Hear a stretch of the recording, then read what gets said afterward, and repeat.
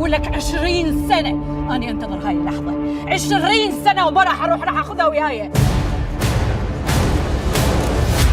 ليش بتشتكين عليه؟ ما عندي شيء يثبت إنه هي بنتي.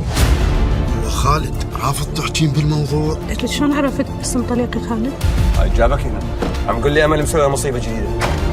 اختك عندها علاقه بواحد.